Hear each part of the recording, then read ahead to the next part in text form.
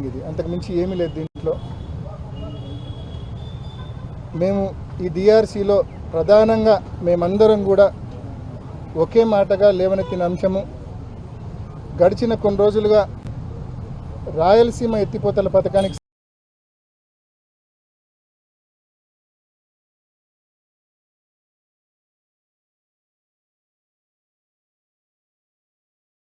సంబంధించి ఏదైతే పరిణామాలు జరుగుతూ ఉన్నాయో, తెలంగాణ ముఖ్యమంత్రి గారు మాట్లాడిన తర్వాత తాను ఆంధ్రప్రదేశ్ ముఖ్యమంత్రిగా చంద్రబాబు నాయుడు గారు మేమిద్దరం క్లోజ్డ్ రూమ్లో కూర్చొని రాయలసీమ ఎత్తిపోతలకు పూర్తిగా ఆ మాట చెప్పినప్పటి నుంచి కూడా రైతుల్లో తీవ్రమైన అభద్రతాభావము, ఆందోళన ఉన్నాయి.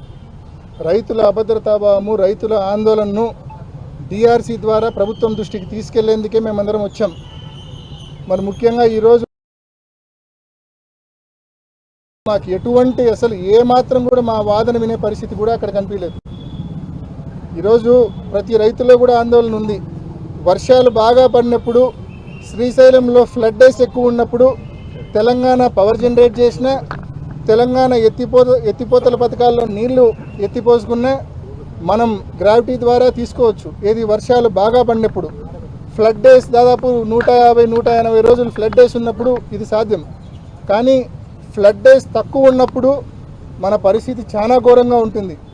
మన ప్రాంతానికి 111 టీఎంసీలు రావాలా, ఎస్ఆర్బీసీకి సంబంధించి 19 టీఎంసీలు రావాలా, తెలుగుగంగకు సంబంధించి 39 టీఎంసీలు రావాలా, జిఎన్ఎస్ఎస్కి సంబంధించి 38 టీఎంసీలు రావాలా, చెన్నై డ్రింకింగ్ వాటర్కు 15 టీఎంసీలు రావాలా, కేసీ కెనాల్ ఏదైతే ఇక్కడ మనం శ్రీశైలం నుంచి మనం తీసుకుంటామో దానికి 10 టీఎంసీలు రావాలా, మొత్తం 111 టీఎంసీలు నీళ్ళు మనకు రావాలా.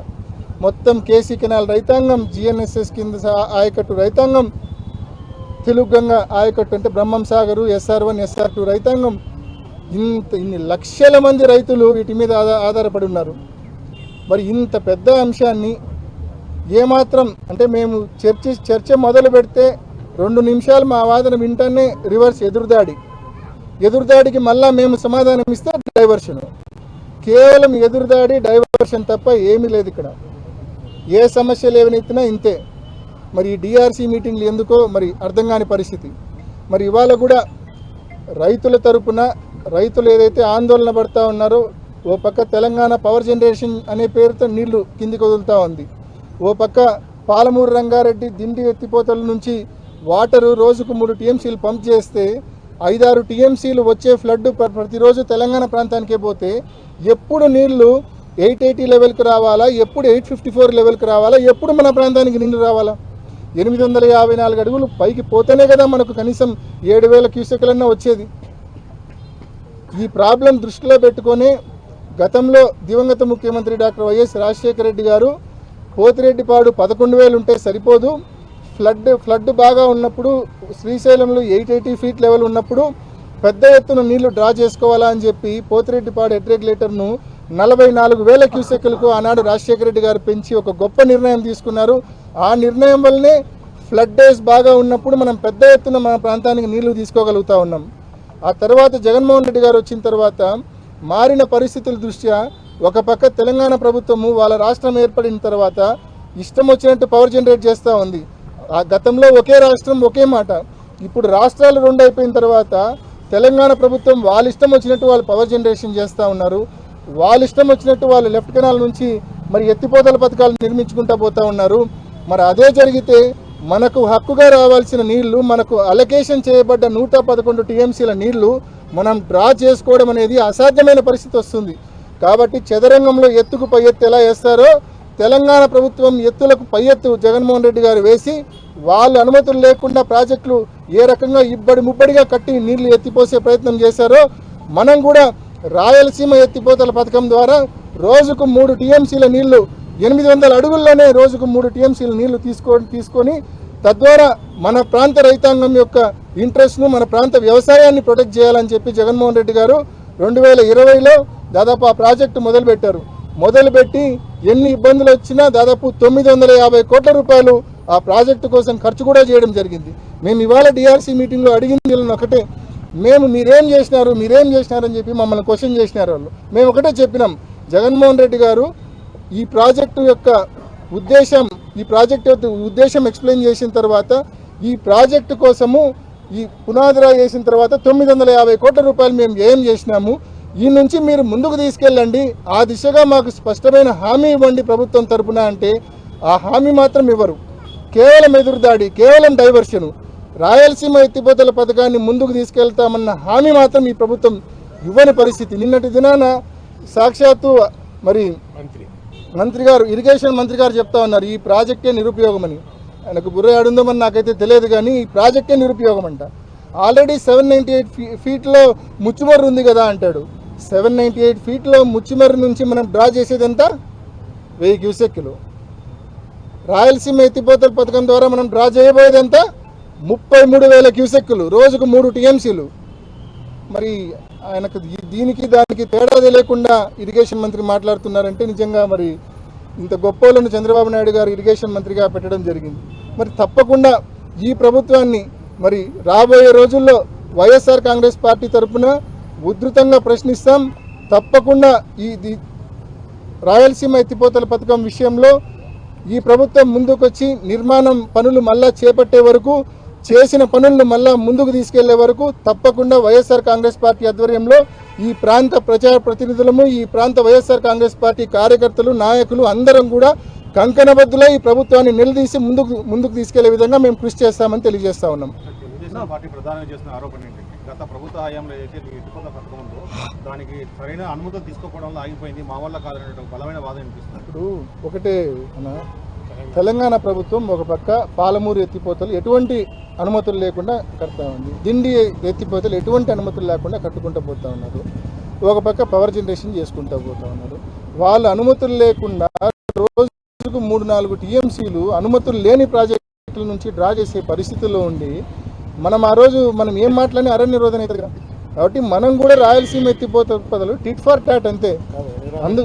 మనకు రాయలసీమ ఎత్తిపోతల పథకం అందుకోసమే మనము చేపట్టడంతో పాటు మనం అన్ని రకాలైన పర్మిషన్స్కు కేంద్ర ప్రభుత్వానికి అప్లై చేసినాం. కేంద్ర పర్యావరణ శాఖకు సంబంధించి మరి ఎన్విరాన్మెంటల్ మీటింగ్స్ జరుగుతాయి, ఈసీ క్లియరెన్స్కి సంబంధించిన మీటింగ్స్ జరుగుతాయి. ఆ మీటింగ్స్లో కూడా నెంబర్ ఆఫ్ టైమ్స్ మనం పర్స్యూ చేసినాం. ఈ గవర్నమెంట్ వచ్చిన తర్వాత పర్స్యూ చేయకపోవడం వలన, దాన్ని పట్టించుకోకపోవడం వలన ఈ ప్రభుత్వం వచ్చిన తర్వాత 2025 మార్చి మాసంలో ఈసీ రిజెక్ట్ అయింది రాయలసీమ ఎత్తిపోతల పథకానికి 2025 మార్చి మాసంలో. కాబట్టి వీళ్ళు కేంద్రంలో భాగస్వామిగా ఉన్నారు, కేంద్రంలో మంత్రివర్గంలో ఉన్నారు. మరి వీళ్ళు ఇంత చిన్న పనిని ఈసీ అప్రూవల్ను చేయించుకోలేకున్నారు. ఈసీ అప్రూవల్ చేయించుకొని రాయలసీమకు ఆ ఎత్తిపోతల పథకం నిర్మిస్తే తెలంగాణ వాళ్ళు ఏ మాట అన్నా కూడా వాళ్ళ ప్రభుత్వం అప్రూవల్స్ లేకుండా వాటర్ పంపింగ్ చేసినా కూడా మనకు కూడా రాయలసీమ ఎత్తిపోతల పథకం ఉంటుంది. మనం కూడా రోజు 3 టీఎంసీలు పంప్ చేసి మన రైతుల ఇంట్రెస్ట్ కాపాడచ్చు, వ్యవసాయాన్ని కాపాడచ్చు. మన జగన్మోహన్ రెడ్డి గారి ఉద్దేశం అదే. ఈ ప్రభుత్వాన్ని కూడా అదే దిశగా ముందుకెళ్ళమని పర్యావరణ అనుమతి ఏదైతే ఈ గవర్నమెంట్ వచ్చినాకనే పర్యావరణ అనుమతి అనేది రిజెక్ట్ అయింది 2025 మార్చి మాసంలో. ఆ పర్యావరణ అనుమతి మళ్ళా తెచ్చే దిశగా ఈ ప్రభుత్వం మళ్ళా కృషి చేయాలా. పర్యావరణ అనుమతి తీసుకొని వచ్చి మళ్ళీ ఆ ప్రాజెక్టు పనులు పూర్తి స్థాయిలో ప్రారంభించి అవి ప్రజలకు, రైతులకు అందుబాటులోకి తీసుకొని రమ్మని ప్రభుత్వాన్ని మరొకసారి డిమాండ్ చేస్తా ఉన్నాం. సీఎం రేవంత్ రెడ్డి మాట్లాడిన కేవలం రాజకీయం కోసం మాట్లాడుతున్నా, ఏ ముఖ్యమంత్రి మాట్లాడినా అది మాట్లాడుతున్నారు, దానికి ఏమంటారు? పోనీ సీఎం రేవంత్ రెడ్డి రాజకీయం కోసం మాట్లాడినాడని వాళ్ళు అంటున్నారు కదా. పోనీ వీళ్ళు ముందుకు వచ్చి లేదు ఆయన రాజకీయం కోసం మాట్లాడినాడు, ఆయన మాట్లాడింది అవాస్తవము, మేము రాయలసీమ ఎత్తిపోతల పథకాన్ని ఎట్టి పరిస్థితుల్లో నిర్మించి తీరుతామని వీళ్ళు చెప్పాలి కదా. ఏం చెప్తామని మంత్రి రాయలసీమ ఎత్తిపోతల నిరుపయోగం అన్నాడు కదా ఇరిగేషన్ మంత్రి. మరి తెలంగాణ ముఖ్యమంత్రి వీళ్ళు అంతా సింక్లో ఉండే మాట్లాడుతున్నారు. ఎక్కడ వీళ్ళు పర్ఫెక్ట్ సింక్రనస్గా ఉండే మాట్లాడుతున్నారు వీళ్ళు. ఎక్కడే కానీ మనం వాళ్ళ మాటలు నమ్మితే మనము అవుతాం మునిగిపోతాం.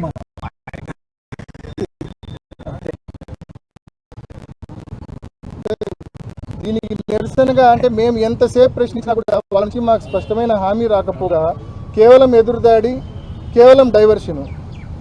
మేము ఇది అడిగితే ఎప్పుడో పట్టిసీమ కట్టినాడు కదా అంటారు ఒక ఎమ్మెల్యే. ఇప్పుడు పట్టిసీమని నేను చెప్పిన దానికి పట్టిసీమ కట్టినాడబ్బా సంతోషము, పట్టిసీమ నీళ్లు సేవింగ్ రాయలసీమ నుంచి తీసుకోవాలని చెప్తున్నారు కదా, శ్రీశైలం నుంచి తీసుకోవాలని చెప్తున్నారు కదా. శ్రీశైలం నీళ్లు పట్టిసీమ నుంచి సేవింగ్ నీళ్లు మనం తీసుకోవాలన్నా కూడా రేపొద్దున తెలంగాణ వాళ్ళు ఇబ్బడి ముబ్బడిగా పవర్ జనరేషను లేకుంటే ఈ పర్మిషన్లు లేని ప్రాజెక్టుల నుంచి నీళ్లు పంపింగ్ చేస్తే ఆ సేవింగ్ నీళ్లు కూడా తీసుకోవాలంటే మనం తీసుకోలేం కదా. ఏది ఏమైనా మనం నీళ్లు డ్రా చేసుకోవాలంటే కనుక వాళ్ళకు పోటీగా మనం కూడా టిట్ ఫర్ టాట్ మనం ఈ ప్రాజెక్ట్ కంప్లీట్ చేసుకోవాలా. వాళ్ళు ఆపరేట్ చేస్తే మనం కూడా 3 టీఎంసీలు పర్ డే ఆపరేట్ చేసి తీసుకునే పరిస్థితిలో మనం ఉండాలా. అప్పుడే పట్టిసీమ సేవింగ్ నీళ్ళైనా తీసుకోగలము, లేకుంటే మనకు హక్కుగా ఉన్న 111 టీఎంసీలైనా మనం తీసుకోగలము. అదర్వైజ్ నీళ్ళు అనేటివి తీసుకునే పరిస్థితి ఉండదు. ఇప్పుడు దాని విలువ ఎప్పుడు తెలుస్తుందంటే, రాయలసీమ ఎత్తిపోతల పథకం యొక్క విలువ ఎప్పుడు తెలుస్తుందంటే, గడిచిన 3-4 సంవత్సరాలుగా 5 సంవత్సరాలుగా వర్షాలు బాగుండయి. ప్రాజెక్టులకు అంటే శ్రీశైలానికి కనీసం 150 రోజులు ఫ్లడ్ డేస్ ఉన్నాయి. అంటే నెంబర్ ఆఫ్ ఫ్లడ్ డేస్ ఎక్కువ ఉన్నాయి కాబట్టి ఇన్ఫ్లోస్ చాలా బాగున్నాయి కాబట్టి మనకి సమస్య కనిపించడంలా. మన టైం బాగాలేక ఎప్పుడన్నా 1 సంవత్సరమో 2 సంవత్సరాలు 3 సంవత్సరాలు కరువు వస్తే మాత్రము ఫ్లడ్ డేస్ శ్రీశైలంలోకి బాగా తగ్గితే మాత్రము రాయలసీమ ఎత్తిపోతల ఈ పథకం యొక్క విలువ మనకు ఆ రోజు తప్పకుండా తెలుస్తుంది. కాబట్టే ఈ ఆలోచించే జగన్మోహన్ రెడ్డి గారు ఆ పనులు మొదలుపెట్టారు. ఖచ్చితంగా ఆ పనులను ముందుకు తీసుకొని వెళ్ళి ఈ ప్రభుత్వం కంప్లీట్ చేసి మన మన మన రైతాంగానికి కష్టకాలంలో ఈ కరువు కాలం వచ్చినప్పుడు మన రైతాంగాన్ని కాపాడే దిశగా ఈ పథకం మనకు ఉపయోగపడాలి. ఈ ప్రభుత్వం యొక్క రెస్పాన్స్ ఇంకా ముఖ్యమంత్రి గారు ఇంకా ఈ ప్రభుత్వం యొక్క రెస్పాన్స్ ఇంకా రాబోయే రోజుల్లో చూస్తాము. తప్పకుండా ఈ ప్రాంతానికి సంబంధించిన ప్రజాప్రతినిధులు, ఈ ప్రాంతానికి సంబంధించిన వైఎస్ఆర్ కాంగ్రెస్ పార్టీ నాయకులు, కార్యకర్తలు రైతులకు తోడుగా నిలబడతాము. ఈ ప్రాజెక్టు పనులు పూర్తయ్యే దిశగా ఖచ్చితంగా రైతులకు తోడుగా నిలబడతాం.